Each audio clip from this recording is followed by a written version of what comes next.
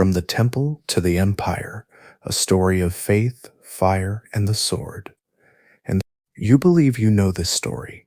You've heard it in hushed tones, in gilded cathedrals, and in quiet, somber sermons. You've seen the paintings, the gentle shepherds, the peaceful disciples, the serene figure in white. You believe this is a tale of a new faith, spreading like a gentle breeze, a comforting story of love and light. You are wrong. This is not a story of gentle persuasion. It is a story of a seismic cultural collision, a story of splintered families, brutal persecution, and a quiet, unyielding revolution that began in the unlikeliest of places and ended with an empire changed forever. This is the brutal, unromantic truth of how a small radical sect of Judaism became the dominant religion of the Western world. Tonight, let the voices of the past rise like a slow, deliberate tide, and let the quiet weight of history carry you into slumber. Part 1. The Crucible of First Century Judea. Your journey begins not with a new religion, but with an old one. It begins in the dust and heat of first century Judea, a land under the heavy, iron-fisted rule of the Roman Empire. The air is thick with a volatile mix of Roman arrogance and Jewish resentment. You are a Jew, and your life is a constant negotiation between the ancient, sacred laws of your God and the daily, jarring reality of foreign tyranny. The sun rises over the rooftops, but the light feels different, filtered through the knowledge that you are not truly free. You wake to the sound of Roman soldiers marching, the heavy rhythmic clank of their armor, a constant jarring reminder of your subjugation. You go to the temple, a place of immense beauty and spiritual power, and you feel the weight of 1,000 years of history.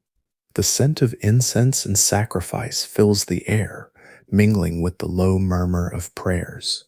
You are a people who have survived empires, Babylon, Persia, Greece, and you believe with every fiber of your being that your God has a plan for you. You believe that a deliverer, a Messiah, Hebrew for anointed one, will one day rise to set you free from this oppression and restore the kingdom of Israel. Your society is a cauldron of competing ideas about who and what the Messiah will be and how he will achieve his purpose. The Zealots, a group of Jewish political rebels, believe the Messiah will be a warrior, a general who will lead an army to drive out the Romans with a righteous fury. They are the firebrands, the people who would rather die fighting than live in servitude, conducting guerrilla warfare and assassinations of Roman officials and their Jewish collaborators. Theirs is a gospel of a sword and a battle cry. The Pharisees, devout scholars and teachers, focus on the meticulous observance of the law, believing that through perfect piety, God will be moved to act. They hold immense influence over the common people, shaping synagogue life and daily religious practice. They believe that true liberation is not political, but spiritual, that by upholding the sacred law, they will usher in the Messianic age. Theirs is a quiet intellectual fervor. The Essenes, separatists, who live in the desert, believe the world is too corrupt to be saved by human hands. They live in isolated communities, preparing for a final, cataclysmic war between the forces of light and darkness. They are a quiet, ascetic people, waiting for the end of days, convinced that the world is too far gone to be salvaged by a mere man. The Sadducees, a wealthy priestly class, are pragmatic and collaborate with the Roman authorities to maintain their power and the temple's status. They are the political and economic elite, more concerned with earthly power and the preservation of the status quo than with messianic speculation. Each group is convinced they hold the true path, and the tension is palpable, a quiet fire burning beneath the surface of daily life. The daily grind is a test of will. You pay taxes to a foreign power, taxes that are funneled into the coffers of an emperor you despise. You watch as Roman-style buildings and temples to pagan gods rise in your land, an insult to your monotheistic faith. You live with the ever-present threat of violence, of a Roman legionnaire's sword, of a summary execution for a perceived slight. You are a people with a memory, a history of divine intervention, and a deep-seated belief that your suffering will not last forever. You yearn for a savior, a king, a true son of David, to restore the kingdom. Then you hear whispers.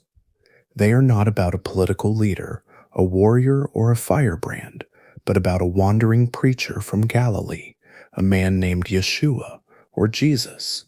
The stories are strange.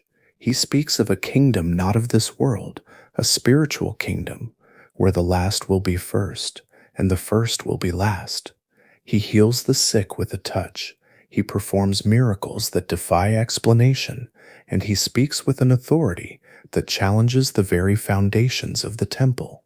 His followers are not wealthy or powerful. They are the people you see on the margins of society, fishermen, tax collectors, and outcasts. The Romans don't notice them. Not yet. They see a small group of harmless fanatics, a fringe sect among a people already known for their religious fervor. You are a devout Jew. You believe in the laws, the traditions, the rituals. You are accustomed to a God who is both distant and immanent, a God of law and order. But this man from Galilee, he speaks of a God who is a father, a God of mercy and forgiveness. He tells you to love your enemies, to turn the other cheek, to give away your possessions. It is a radical, unsettling message. It is not the political revolution you were expecting. It is a revolution of the soul. The Romans are a problem, but this man's quiet, unassuming radicalism is a far greater threat to your established order. The scribes and the Pharisees see it. They see a challenge to their authority, a threat to the fragile peace they have with Rome. And so the seeds of a new faith are planted not in a garden of comfort, but in the hostile soil of a deeply religious and politically volatile land. Part 2. The Schism and the Scattering of the Way. The life of Jesus ends not with a crown of gold, but with one of thorns. He is executed as a political criminal, a quiet, brutal end to a man who challenged the status quo. The Romans execute him for sedition, a common practice for anyone who might upset the fragile peace of the province. The Jewish leaders, fearing a wider uprising and a subsequent Roman crackdown, are complicit. But this is not the end of the story. For a brief, fleeting moment, his followers scatter, their hopes shattered. They are fishermen who have returned to their nets, a small band of frightened, grieving people. They are no longer a movement, but a memory. Then, the impossible happens. They claim he has risen from the dead. You do not believe them at first. The idea is outrageous, a violation of everything you know about life and death. The stories are a jumble of emotions, fear, confusion, and a sudden blinding certainty, but they are so sure. They are so full of a new, fierce conviction that you cannot ignore them. The message of the resurrection, an event that defied all logic and expectation, becomes the core of their new identity. The small, radical sect of Judaism begins to grow. They call themselves the Nazarenes, a people who follow the way. They meet in private homes, they break bread together, and they tell stories of their resurrected teacher. They are led by Peter and James, the brother of Jesus, who remain in Jerusalem. The schism with the larger Jewish community is not a clean break. It is a slow, painful family affair. Arguments break out in the synagogues. Families are torn apart over a different interpretation of prophecy. The early followers of Jesus are not trying to create a new religion. They believe they are the true continuation of the old one. They are the new covenant, the fulfillment of 1,000 prophecies. The Jews who do not follow them see them as heretics, as a dangerous cult that is threatening to tear apart the very fabric of their society, a society already on the brink of revolt. The most important figure in the early spread of this new faith is not one of the original disciples. It is a man named Saul, a zealous Pharisee who is a fierce persecutor of the Nazarenes. He is on his way to Damascus to arrest more of them, when, according to his own account, he has a vision of the risen Jesus. He is blinded, converted, and he changes his name to Paul. Paul is a Greek-speaking Jew, a Roman citizen, a man of immense intellect and passion. He is the first person to truly understand that this new faith is not just for the Jews. He preaches to the Gentiles, to the people who are not of the Abrahamic faith. He argues that they do not need to follow Jewish law, such as circumcision and dietary rules, to be a part of this new covenant. This creates a massive theological conflict with the Jerusalem-based Jewish Christians who believe all followers should observe the Mosaic law.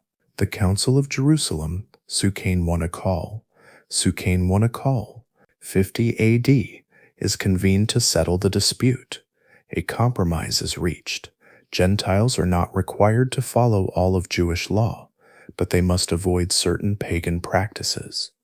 This decision is the single most important moment in the early history of the faith, as it opens the doors for it to become a global religion.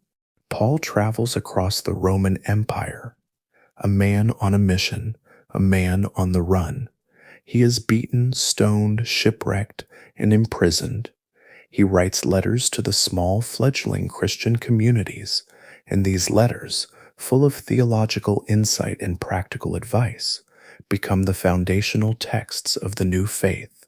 The followers of Jesus are now called Christians, and their faith is no longer confined to the dusty streets of Judea.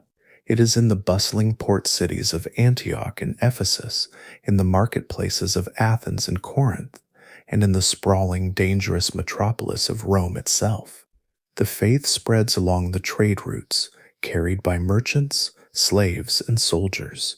It is a religion of the urban poor, of women, and of slaves, a quiet, unyielding network of belief that spreads like a hidden vine beneath the feet of a sleeping empire. Part 3. The Arena, the Catacombs, and the Blood of the Martyrs. The Roman Empire, with its vast network of roads, its common language, and its relative peace, is the perfect incubator for this new faith. But the relationship is not a peaceful one. The Romans are tolerant of 1,000 different gods, as long as they pay homage to the divinity of the emperor. The Christians, with their quiet refusal to participate in Roman rituals, are seen as atheists, as traitors, as a threat to the social order. They won't join the military, they won't attend public games, and they won't offer a pinch of incense to the image of the emperor. This is not just a matter of faith, it is a matter of treason. The first great persecution of Christians comes under the Emperor Nero. In 64 AD, a great fire sweeps through Rome, and Nero, looking for a scapegoat, blames the Christians. He tortures them with a brutal, creative cruelty. He throws them to the lions in the arena. He covers them in tar and sets them on fire to light his gardens. The public is disgusted, not by the torture, but by the spectacle. They see a people who are willing to die for their faith, a people who are willing to face death with a quiet, unyielding serenity. The blood of the martyrs, as the saying goes, is the seed of the church. The more the Romans try to stamp out the faith, the stronger it seems to become. The Christians, in their quiet defiance, are forced to go underground. They meet in secret in the catacombs of Rome, the underground burial sites of the dead. These are not grand, beautiful churches. They are dark, musty tunnels filled with the silence of the grave. They are a place where a small, defiant community can gather in secret, a place where a new kind of community is forged. The air is thick with the scent of dust and fear, mingling with the scent of wine and bread. You are a part of a quiet, unyielding rebellion, a rebellion of the soul that is a far greater threat to the Roman Empire than any army. They are a people who are living in the world, but not of it. They are a people who have a different set of rules, a different set of loyalties, a different set of gods. They are a people who are willing to die for their beliefs, and this quiet, unyielding resolve is a terrifying, unsettling thing for an empire that is built on power and control. The persecution continues for centuries, a series of waves that wash over the empire. Some emperors are more brutal than others, but the constant grinding pressure is always there. The Romans, in their pragmatic way, try to understand this new faith. The Roman writer Pliny the Younger, a governor in the early 2nd century, writes to the Emperor Trajan asking how he should handle the Christians. He describes them as a group that meets before dawn, sings hymns, and takes an oath not to steal or commit other crimes. He notes that the only thing they do is an obscure superstition. Trajan's response is a model of Roman pragmatism. Do not seek them out, but if they are denounced and refuse to recant, execute them. This becomes the official, brutal, and unyielding policy for centuries. Part 4. The Great Persecution and the Rise of Constantine. The final, most brutal wave of persecution comes under the Emperor Diocletian in the late 3rd century. He sees the Christians as a threat to the unity of the empire, a people who refuse to worship the old gods, a people who are causing a slow, insidious rot in the heart of the empire. He launches a systematic, empire-wide persecution. In 303 AD, he issues a series of edicts. The first orders the destruction of all Christian churches and sacred books. The second orders the imprisonment of all Christian clergy. The third orders that all Christians must sacrifice to the Roman gods or face torture and death. You are a Christian in this time. You are forced to choose between your faith and your life. Many renounce their faith to save their families. Many are martyred with a quiet, unyielding serenity. For a moment, it seems as if the faith will be extinguished. The numbers of Christians are so small, so insignificant, that it seems impossible for them to survive. But then, the empire begins to tear itself apart.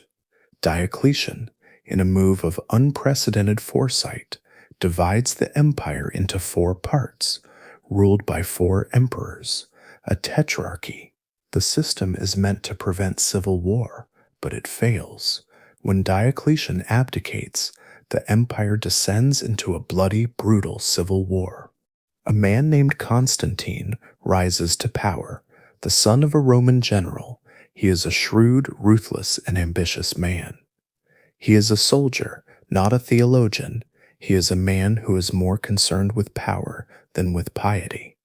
In 312 AD, he is preparing for a battle against a rival claimant to the throne, and he is a man who is desperate for a sign, for a moment of divine intervention. According to his own account, he has a vision.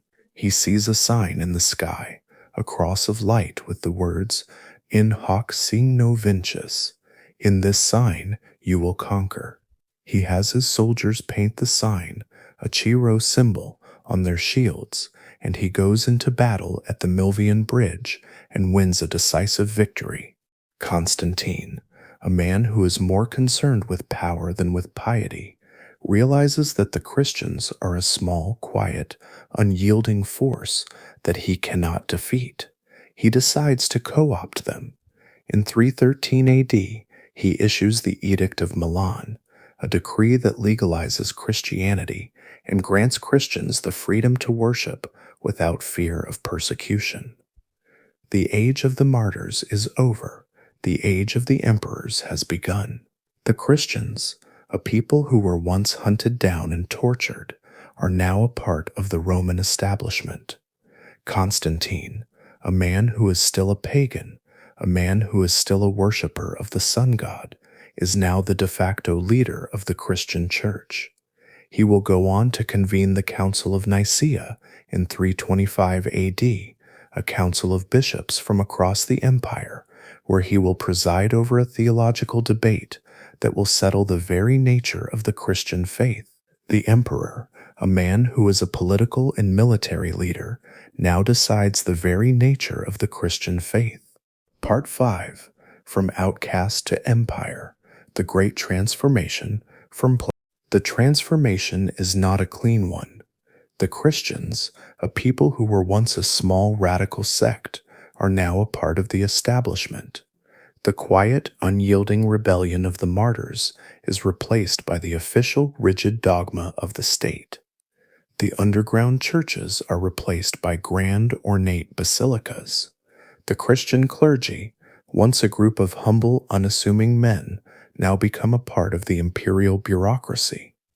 The Roman state, with its vast, unyielding power, now throws its full weight behind the Christian church. But with this new power comes a new set of problems. The unity that was once forged in the fires of persecution begins to fracture. The Christians, no longer united by a common enemy, begin to turn on each other. Theological disputes that were once a matter of quiet debate now become a matter of state-enforced orthodoxy. The Arian heresy, which claims that Jesus is not fully divine, becomes a major political and theological conflict that divides the empire for decades. Constantine, a man who is more concerned with the unity of his empire than with the intricacies of theology, uses his power to enforce a rigid orthodoxy, exiling bishops who do not conform to the new dogma.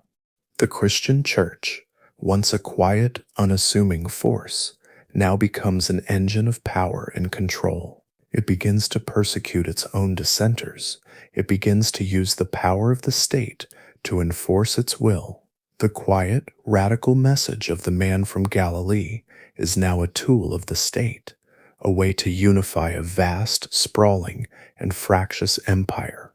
The old Roman gods, who had once been the cornerstone of the empire's identity, are slowly, brutally replaced by the new God of the Christians.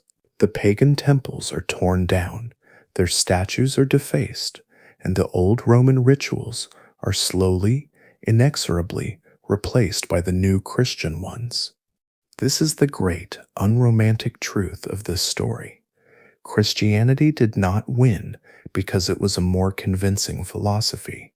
It won because it was a quiet, unyielding, and defiant community in a world that was tired of chaos and polytheism. It won because its members were willing to die for their beliefs, a quiet, terrifying resolve that the Romans could not defeat.